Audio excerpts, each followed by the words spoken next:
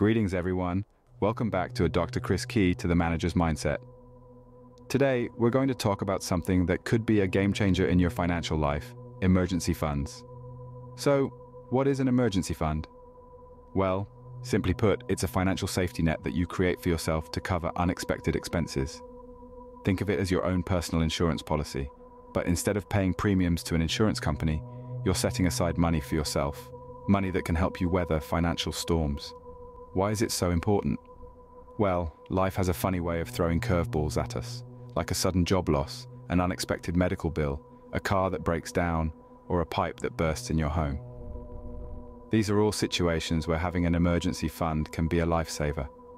Without one, you might find yourself falling into debt, or worse, financial ruin.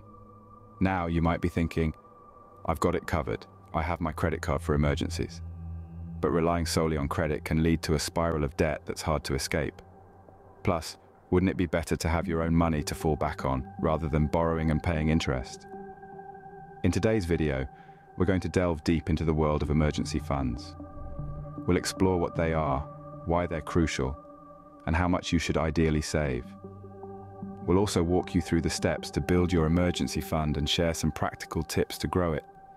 And let's not forget the common challenges people face when trying to save and how you can overcome them.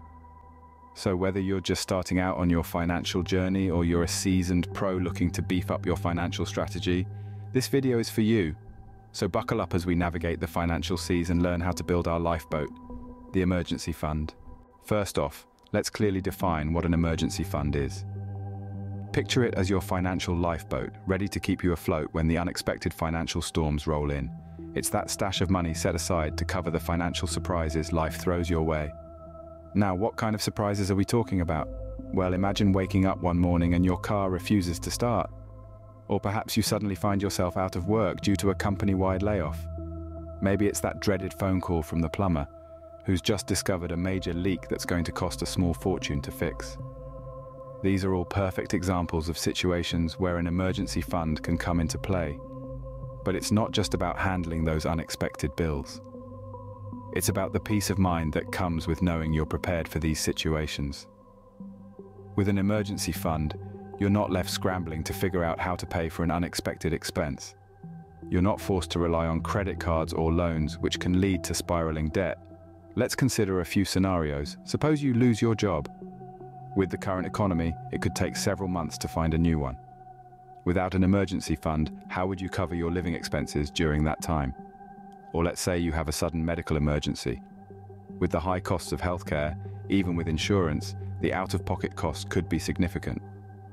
An emergency fund can be the buffer that keeps these situations from turning into financial crises.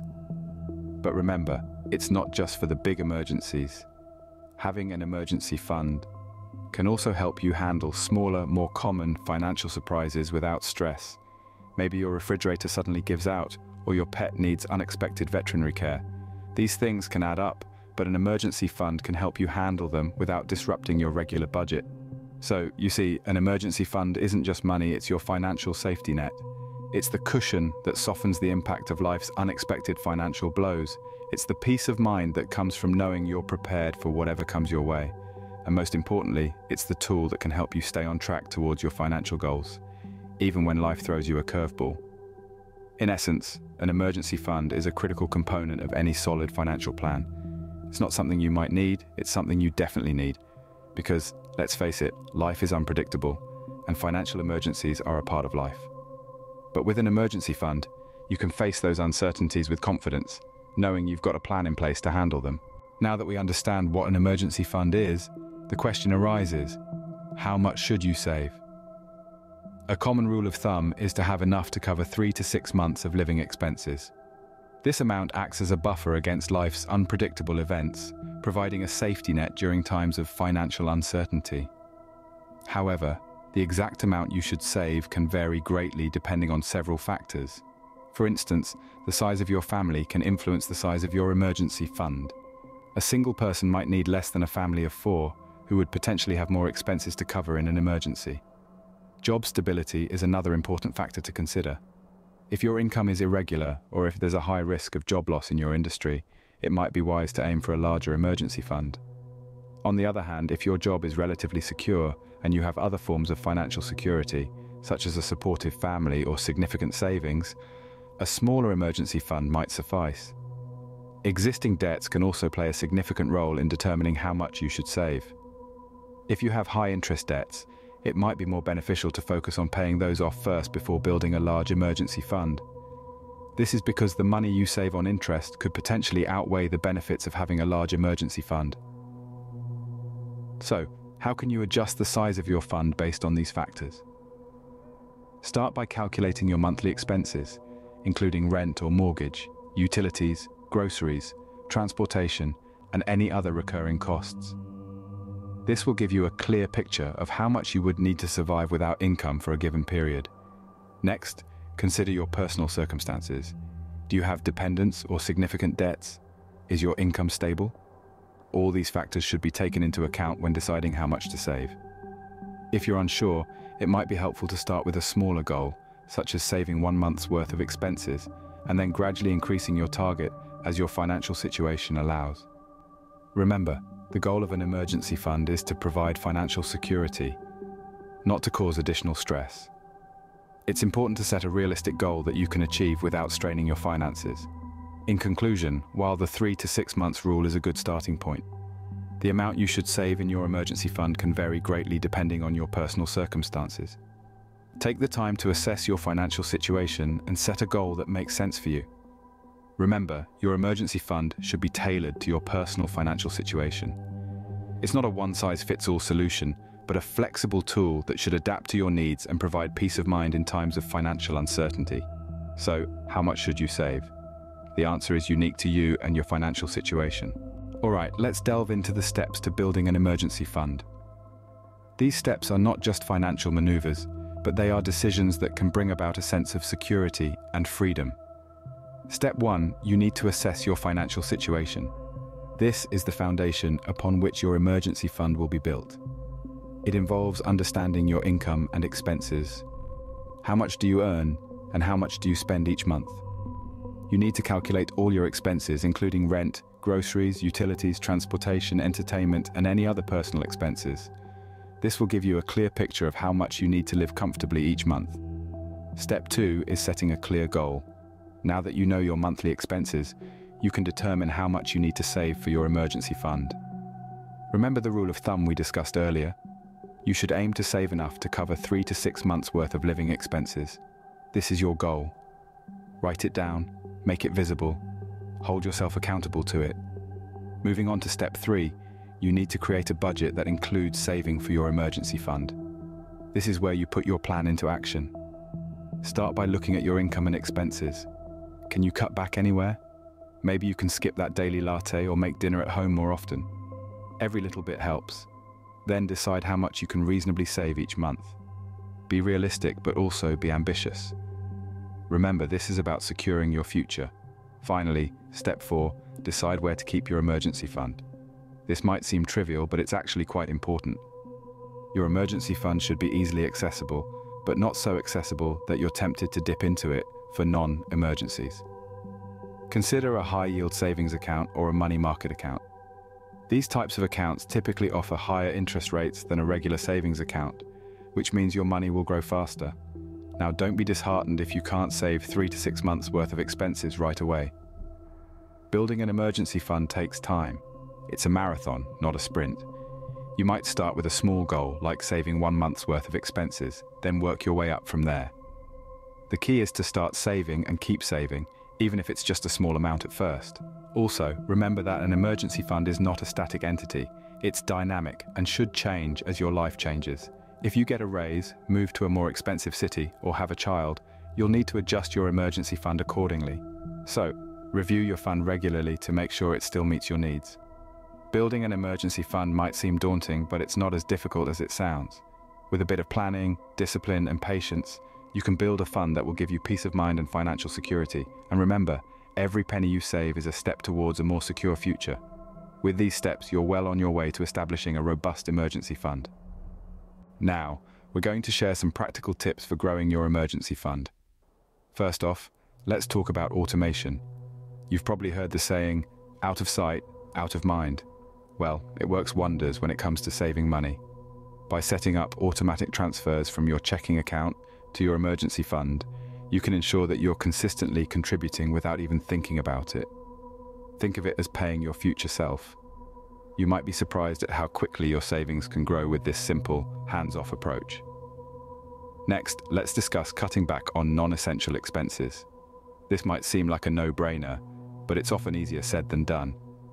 Here's a practical way to approach it. Start by tracking your spending for a month. You'll likely find areas where you can cut back without significantly impacting your quality of life. Maybe it's that daily latte, or perhaps it's the premium cable package you barely use. Remember, every little bit counts.